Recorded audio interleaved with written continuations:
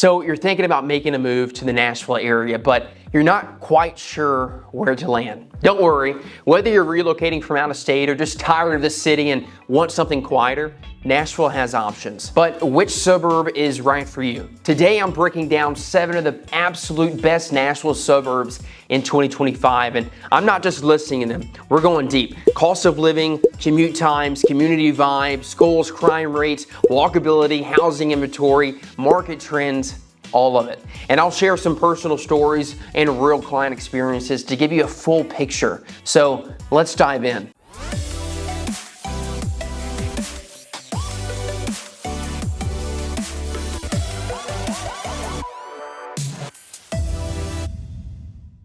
Franklin is a benchmark. It's elegant, historic, well-funded, and loaded with charm. People move here for their school system and stay for the lifestyle. This town is like a living postcard. You've got the Harpeth River flowing right through it, charming brick sidewalks, restored homes from the 1800s, and a downtown where everyone seems to know your name. The walkability is a rare for southern suburbs. You got antique stores, craft cocktail bars, locally owned restaurants, and venues like the Franklin Theater that still show movies and host live music and plays to this day. Franklin also hosts huge events year-round: Pumpkin Fest, Dickens of a Christmas, the Main Street Festival. So if you're big on community, this town knows how to do it right. Now, the trade-off: you're going to pay.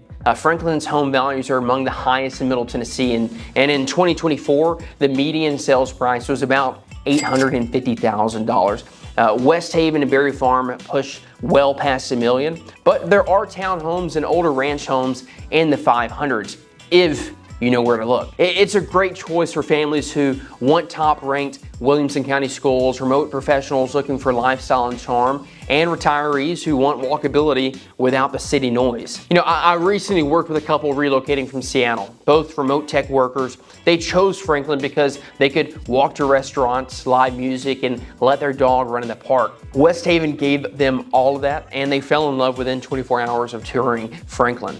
Next up, we have Mount Juliet. This suburb gets a lot of love for one main reason: balance. You've got affordability, proximity to the city, family-friendly infrastructure, and some major retail and dining. Providence Marketplace is a huge draw. We're talking Target, TJ Maxx, and restaurants, fitness studios, and a movie theater, all in one central location. There's also a strong sense of community here. Parks like Charlie Daniels and Cedar Creek offer ball fields, splash pads, disc golf courses, pickleball, and so much more. And it's also one of the few suburbs of Nashville where you can catch a train into downtown Nashville. The Music City Star has a station right off Mount Juliet Road, which is a game changer if you want to avoid the horrible I-40 traffic. Median home prices are around $510,000, but you'll find newer construction under $450,000, especially in neighborhoods like Nicholasville and Kelsey Glen.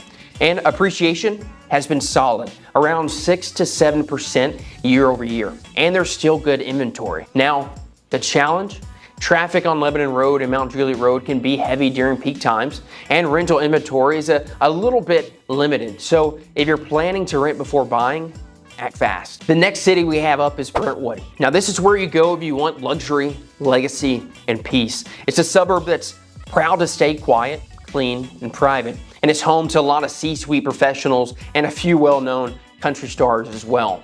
It's also one of the best places for private school access. Brentwood Academy, Montessori Academy, Curry Ingram, all within an easy reach. And if you want a huge backyard with mature trees and no HOA restrictions, Brentwood has that in spades. But you're going to pay for it. The median home price in 2025 is well over $1.3 million, with tear down and rebuild homes approaching $2+ million. And there's very little in the way of townhomes or smaller footprints. It's a large lot estate home and high-end finishes pretty much across the board. Still, for buyers who value privacy, proximity to Green Hills and Nashville proper, and top-tier public schools, Brentwood is really unbeatable. Hey, real quick, if you're thinking about moving to the Middle Tennessee area or just have some questions, don't hesitate to reach out to me. My number's gonna be right here. My email's gonna be right here. I'd love to help you guys make this as seamless as possible. Next up, we have Nolensville, which is one of the fastest growing towns in Middle Tennessee. It has a small town charm, but the bones of a booming suburb. This is where young families are going for space,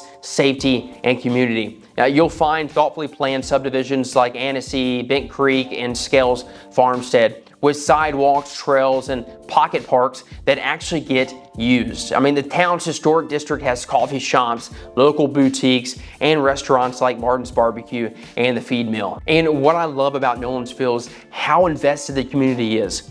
Parents are involved, kids ride bikes. The town even has its own little farmers market and community festivals. It feels like what Suburbs used to be. Now, so this is a growing community, so homes are mostly newer with prices in the 600 to 800,000 range. Builders are still active, which means you can sometimes get closing cost incentives or upgrades included, especially in 2025, slightly cooler market. The schools in this community, incredible. Nolensville High School is one of the highest rated in the state, and it shows in resale value for the school zone as well.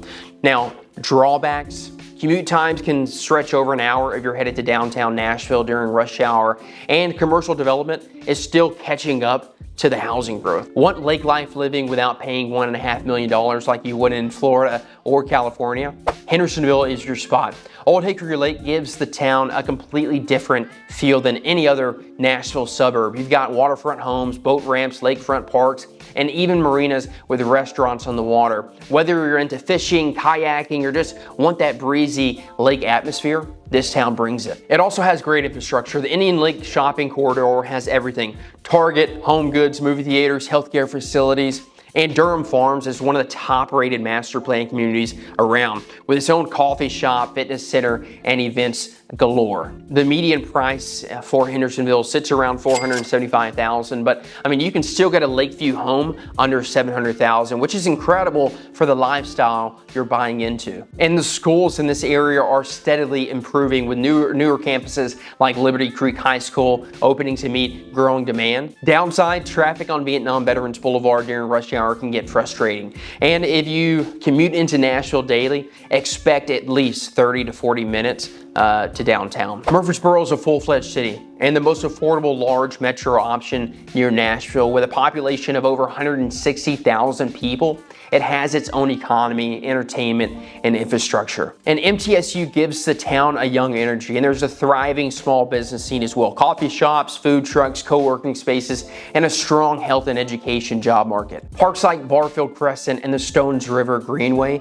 give it a surprisingly outdoorsy feel. And the Avenue Outdoor Shopping Center rivals anything you'd find in Franklin or Cool Springs. Median home prices are in the $375,000 to $425,000 range. I mean, you're gonna find everything from townhomes to 4-bed colonials to brand new builds. And it's one of the few areas where entry-level buyers still have decent options. Challenges, like all the other communities we've talked about so far, traffic on I-24 is no joke. It's one of the most congested routes in Tennessee. Also, zoning here is looser, so be careful where you buy. Some neighborhoods back up to commercial or rental heavy areas. Rounding out that list is Spring Hill, a suburb that's evolving fast. Located 35 to 45 minutes south of Nashville, it straddles both Williamson County on the north side and Murray County on the south side. With the arrival of GM's lithium battery plant and massive investment in roads and schools, this town is fastly transforming. It's ideal for people who want more house, more yard, and more future upside, especially those priced out of Franklin or Nolensville. You'll find newer neighborhoods like Harvest Point, Wakefield, Benevito East, with walking trails, pools, and family-friendly designs. Prices hover around $450,000, and many homes are under 10 years old still. Now, the Williamson County side gets access to top schools in the state. We're talking top 5%, like Summit High and Longview Elementary, while Murray County still offers strong public options with a lower tax rate. Challenges, longer commute times, and while the growth is great, amenities are still catching up. You've got to drive a bit to get fine dining or specialty shopping, though more is coming. So which Nashville suburb is right for you? That really depends on what you value most. Space, schools, walkability, lake life, affordability. Each one of these places offers something just a little bit different. If you want charm and prestige, Franklin. Convenience and new, Mount Juliet. Luxury, privacy, pricey, Brentwood. Family friendly new builds, Nolensville. Lakeside peace, Hendersonville. You want city size affordability, Murfreesboro. If you want growth and long-term value, Spring Hill. So if you need help deciding, that's what I'm here for. If you're planning to move, shoot me a message. I'd love to help you guys get plugged into the Middle Tennessee area.